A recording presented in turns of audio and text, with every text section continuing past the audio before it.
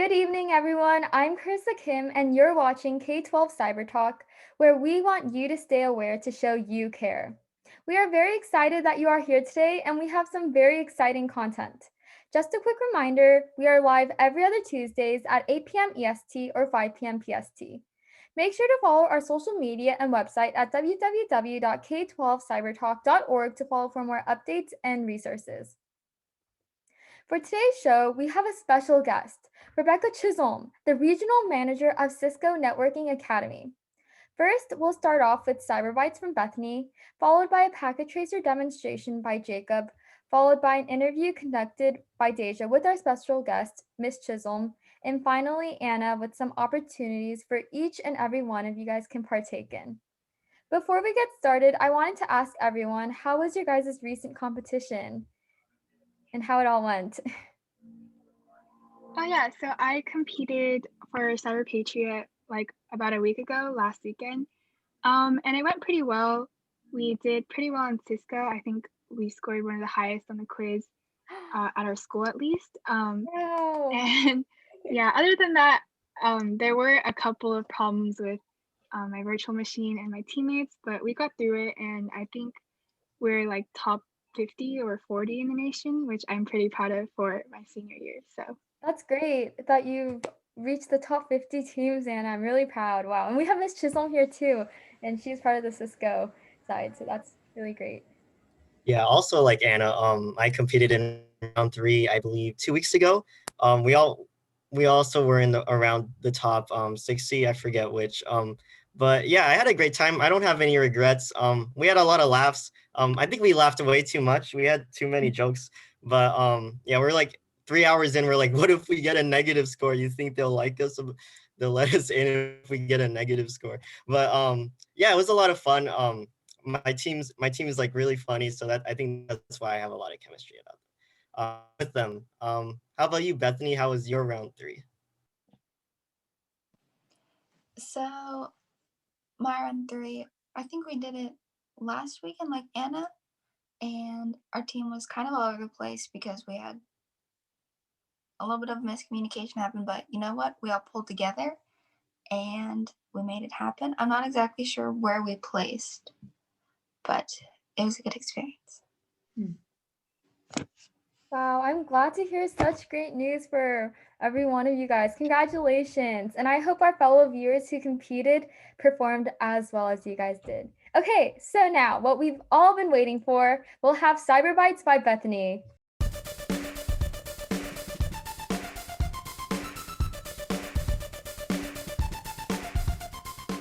All right, so cybersecurity attacks aren't just on large businesses for money. They can also happen on your small local machines that you have at your house. One example would be the Nintendo 3DS. So, to allow for users to have a very open customization system and options, they had a very open SSL. But what this allowed to happen is that people could take advantage of this super open, customizable system, and they were spoofing into the Nintendo eShop as well as committing MIT attacks, which are just basically attacks to where in a game they are getting able to have a head start over before their other player can start attacking. And so luckily this flaw wasn't something that was actually built into the technology. It was in one of their updates. So any update or firmware version that is below 11.13 will have this, but as long as you've updated it to your 11.4, you should be good. And so even though Nintendo isn't focused on their 3DSs anymore, and they're more focused on creating their Switches, and they have been discontinued, you can still, they still care about this technology, and they want to make sure that that they're providing a very safe environment for their gamers. So they have a bounty bug program to where you can go in and you can find If you find these bugs and report them to Nintendo, you will earn money. So the user, Mr. Nabayoth, he is the one that reported it, and he is the one that has found it, and he nicknamed it SL Loth. And when he found this bug, they gave him over $12,000 for helping find this bug. So learning about ethical hacking is an amazing opportunity that you can have in cyber, and it shows that there are ways that you can earn money for your skills and good ways to help.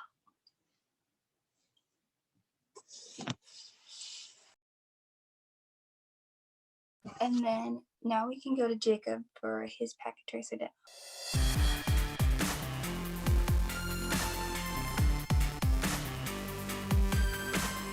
All right, cool. Thank you, Bethany, for that amazing cyber advice. So now we'll transition to the technology corner where we introduce new software so you can start using them yourself. So today we'll be talking about Packet Tracer. Now, let me tell you, I'm absolutely in love with Packet Tracer. I'm a huge Packet Tracer fan.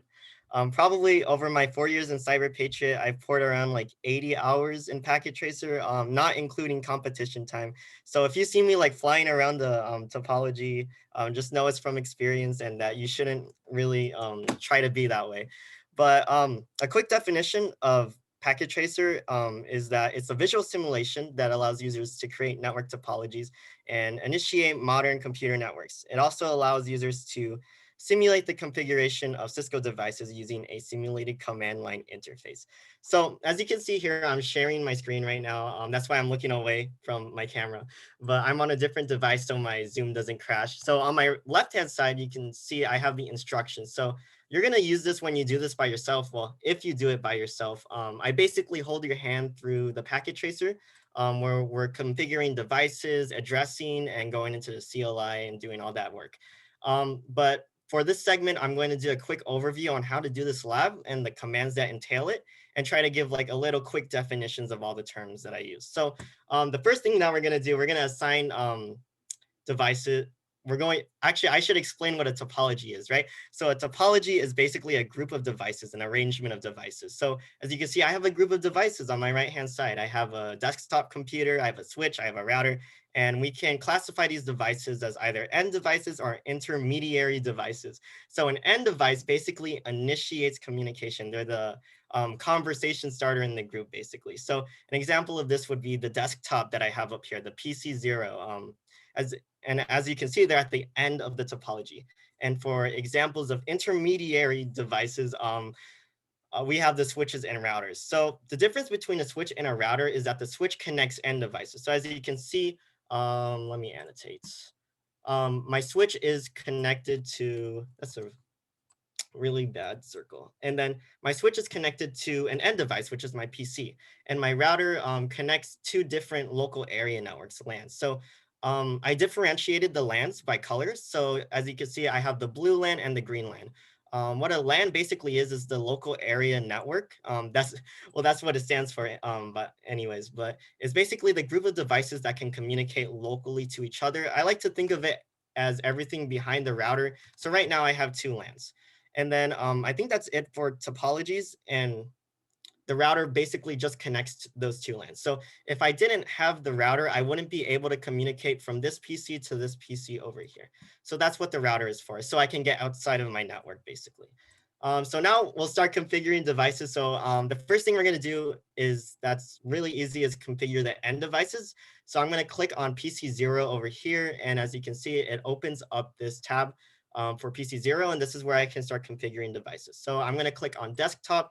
I'm going to click on IP configuration. So the first thing we're going to do is create an IP address. So the IP address basically identifies a device, so we know which device is different from another. So I specify the IP address over here, so I can do 192.168.1.2. I put it under the device, and the subnet mask is basically tells you information about the IP address. It tells you if the IP address is in your network or outside your network, and like how many hosts you have in there. But I probably won't go too much into subnet masks, but we will have another show that talks about that. But yeah, so don't worry about it. Just get familiar with the software and like being able to navigate through it. So I do that for PC0. I'm going to do the same thing for PC1. I'm going to click on desktop. I'm going to go to IP config. I'm going to do, I specify it below here. So 192.68.1.3, and then I give it the subnet mask. So how do I know if they are able to communicate, right? So we're going to use a command called ping. Ping basically verifies if they're able to communicate. So if there's a reply, then you're able to communicate. So like this picture explains it pretty well. So the first one's like, hey, you there? And then the other one's like, yes, I am. So that means they're both alive, right? They're able to communicate with each other. So the ping syntax is basically ping and then the destination IP address. So I'm trying to ping to PC0, so I'm going to use the IP address of 192.168.1.2. And if I do that, as you can see, I get a reply, which means they're able to communicate. So the only problem I have right now is that I can't communicate with stuff outside of my network. So in order to do that, you have to understand what a default gateway is. A default gateway is basically allows the PC to get outside of its network. So if I'm on PC0 and I know the destination IP address of PC2, I'm going to send it to the default gateway because it's not in my network. So what I'm going to do is configure the router because the router has to be the default gateway in order to go between local area networks. So I'm going to click on the router. It's going to open the tab. I'm going to go into the CLI, and this is where the real fun comes into play. This is probably my favorite part about Packet Tracer, where you're actually doing the configurations. So how Cisco IOS works is basically in privilege levels. So right now, I'm in enable mode. How do I know I'm in enable mode? Is because of this greater sign. This R0 here is the host name, which is basically the name of the device. So right now I'm basically useless. I can't really do anything but log in. So to fix that, I have to use the enable command, and it brings me up one privilege level, and this brings me to privileged exec mode. I'm still pretty useless, but I can use show command, so I can do show IP interface brief to show statuses of the ports. So to actually make configurations, I have to go into global configuration mode. So if I do comp T, as you can see, the prefix changed to this config and then hashtag.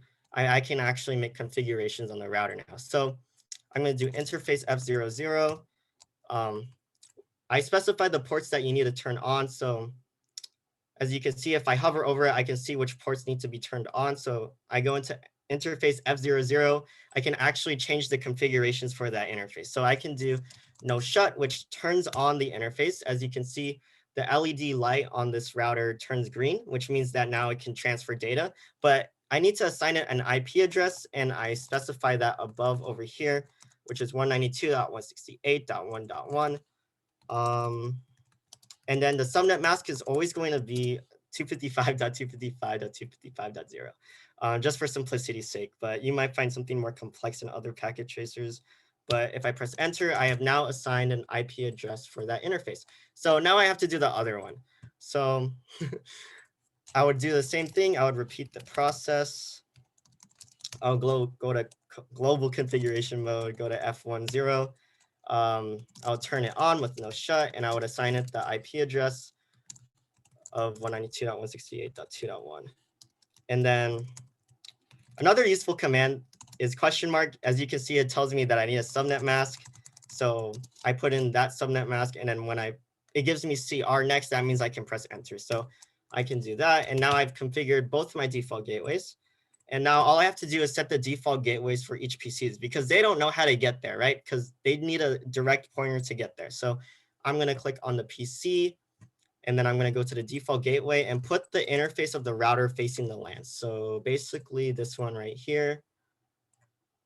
And then once I do that, I have to do it to the other side because I want the return traffic to be able to get back, right? So if I click on PC2, go to desktop, and go to IP config. I have not assigned it yet. So if I do 192.168.2.2, and then I give it that same subnet mask, and I give it the interface of the inside router, or the interface pointing inside the LAN from the router. So it would be 192.168.2.1. So now they know how to get to their default gateway. That means we can go outside our network. So if I try pinging .2.2, the one from the LAN. So right now, what I'm doing is I'm pinging from PC0 to PC2. So, and the way I do that is that I go through the router, which routes the traffic onto PC2, and then PC2 knows the default gateway, and then it comes back. So if I do that, the first one, we're gonna get an error because of ARP.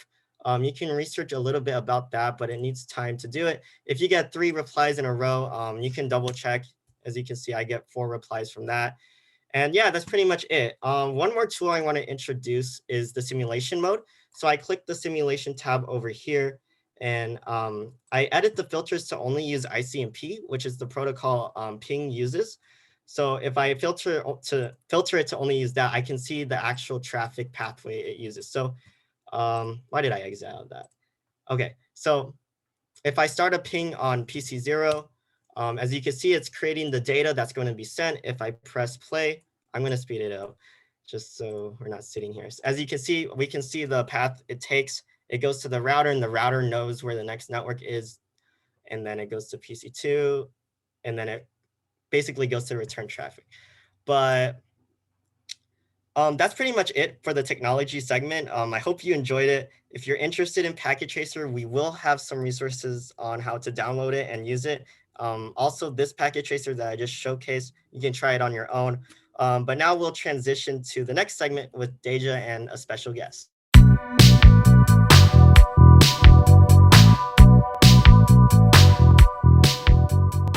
Okay, can you go ahead and tell everyone what your job intel is and what a day at your job looks like? Sure. So Rebecca Chisholm, and I lead Network Academy, which makes Packet Tracer and the curriculum that you're going to hear about later. But I lead Network Academy for North America. So I have all the US and Canada. And I've been at Cisco about 11 years, and I started in sales. I actually started as a systems engineer writing code, and then I moved into sales. And then I moved into business development on the sales side, and then into Network Academy. That is awesome. So we talked prior to the show today, and you talked about when you were younger, you wanted to be a vet because you loved animals, or a nurse like your mom. So how did you get into technology?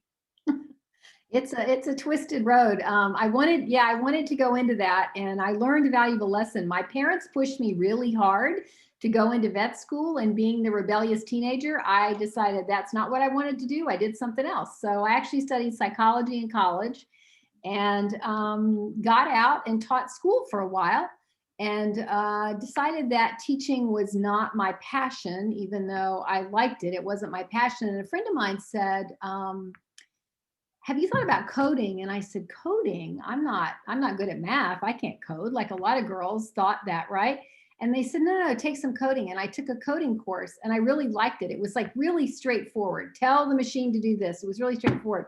So I took some coding courses. I got a programming course, programming job. And then a boss of mine said, your programming is pretty good, but you're really good with customers. So we'd like you to kind of work on the customer side of it. And from there, I went into IT, and I've been in the IT space forever. So I started as a teacher, and I reskilled myself and took some coding courses and moved into IT. So from vet to teacher to IT, kind of a weird path, I know. That's awesome. So I have a quick bonus question for you. You rode horses in high school. So what was that like?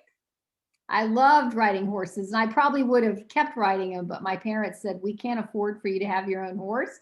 And so I stopped. I decided, well, if I couldn't have my own horse and get really good at it, I would stop and do something else, because I definitely wanted my own horse, and that wasn't in the cards. What is some advice you would give your younger self that would make your journey a lot easier? Oh, be brave, right? Speak up and be curious, like be really curious and talk to everybody, right? You never know where your opportunity will come from. So you just never know, right? So even though I'm an introvert by nature, I force myself to talk to people at conferences, at Starbucks, at wherever, kind of what they do, because you just never know who's got connections to whom and who can help you where. So just be super curious, make connections, ask questions, and that will open some doors for you, I think. That's something that I would probably not tell my younger self, because it's an experience. But what is something positive and motivating that you would like to leave with the audience tonight? Well, if you don't mind, I'm going to share a couple of slides here really quickly. I know we're short on time here, but I want to share something with you guys that just kind of, so we already talked about, oops, let me put it in slideshow mode so you can see. We talked about my jobs, right? Kind of first job, second job, reskilling. So that's something that I'd like to leave with you guys is, I remember in high school thinking like, what am I going to do, right? And so the reality is people are going to have at your age, you're going to have so many different careers. So pick what speaks to your heart. You know, you kind of hear this weird line like, do what you love and the money will follow, right? I'm not so sure I believe that, but if you do something that you enjoy, then it's not really work. I don't get up every day going, oh God, I have to go to work. So if you find something that gives you passion, whether it's solving problems in cyber, or whether it's writing code and creating something, or whether it's interacting with a lot of people, right, as being a systems engineer or a sales engineer or something. So pick what you love, right? I think that's the first thing. The other thing is technology is absolutely everywhere, right? You don't think of a John Deere tractor as technology, but every John Deere tractor sold today has sensors on it, right? For water, for environmental, GPS, and things like that. So technology is absolutely everywhere. It's in your house, it's on a switch, it's everywhere, right? And if you think of a car, right, cars are not cars anymore. Like a Tesla is not really a car. It's a computer that happens to have wheels on it. And if you look at the lines of code, right, Tesla has at least 20 sensors, and the average car has 150 million lines of code, right? So these are computers. And so you wouldn't have, you know, that didn't used to be the case. And so technology is really taking over. Your phone's not a phone, right? It does all these things. And those apps are either written by a company like Apple or Google, or those apps are written by one or two people who come up with a great idea, and they learn Swift for iOS, and they write apps and they put them in the App Store, and they're off to the business, off to the races. So be entrepreneurial and try to solve problems. And I think we've talked about cyber, right? You all are in the cyber world, so you know there's opportunities. But what I want to highlight is this notion of a college degree. Like, do you need a college degree? And many of the schools used to, many of the companies used to say, well, if you don't have a bachelor's degree, you didn't need to apply. And now we realize that while a bachelor's degree teaches you some things, the way technology changes so quickly, you know, that we don't need degrees necessarily anymore. So these are some companies on the left that have removed their requirement that you have a four-year college degree. And so on the right-hand side, we have badges and certifications, right? So what the industry has realized is that you getting out of a program with a certification in cybersecurity or a Python coding certification, those are real demonstrable skills that you can put to work immediately. So if you don't exactly know what you want to do, or you're not sure you want to go to college, or money is an issue, get some digital badges, get some certification, and kind of work at it over time. You don't have to make the giant decisions right this minute. So that's the advice that I would give. And that's maybe some motivation for you guys. So thanks for having me. I appreciate it. Thank you for coming and speaking with us. Now we're going to pass it on to Anna.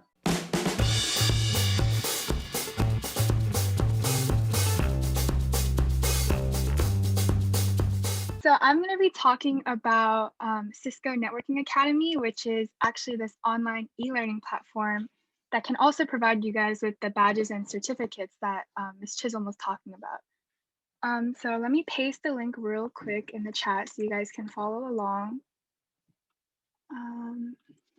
Yeah, so it's netacad.com for Networking Academy, and I will be sharing my screen. Oh, give me 1 second.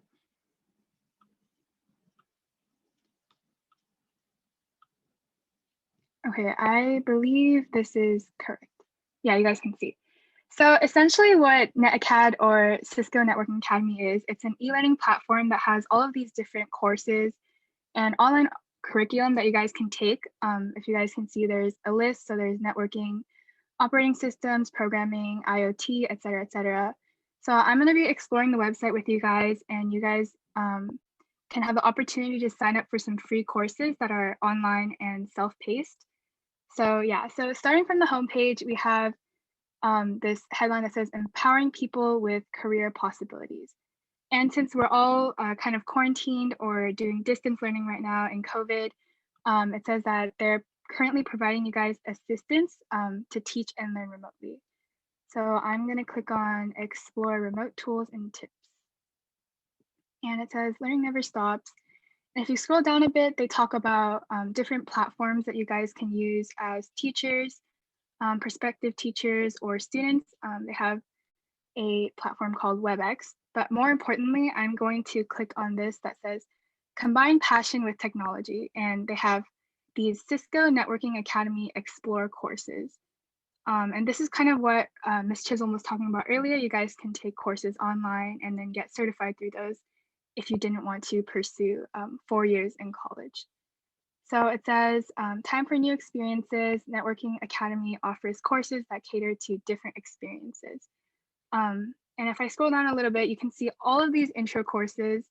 These are all free, online, and self-paced, so you guys can learn independently.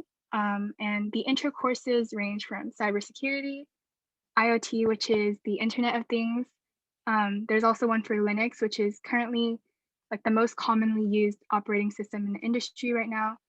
And then there's a Python coding course if you guys wanted an introduction to that language. And since we are K12 CyberTalk, I'm going to click on the Intro to Cybersecurity link. And if you press Start Exploring, it kind of gives you an intro to what the course is. It says, with billions of devices now online, new threads pop up every second. And it gives you an overview of what you might learn. It's free, takes about 15 hours, beginner course, and it's online and self-paced. So signing up is really easy. All you have to do is press English or whatever language you prefer. And all you have to do is put in your name, email, and fill out all this stuff. And actually, it's not just limited to cyber or those 4 intro courses that I pointed out earlier. You can go to all courses. And here you can easily filter through everything. Certain courses aren't available for free, and you actually have to kind of contact your school or a nearby academy. But for the ones that are free, let's see, English, most of the beginning ones are free. So there's the Intro to Packet Tracer, which is kind of what Jacob was talking about earlier. So if you guys are interested, you guys can press learn more and also get some information about that and take your own courses online.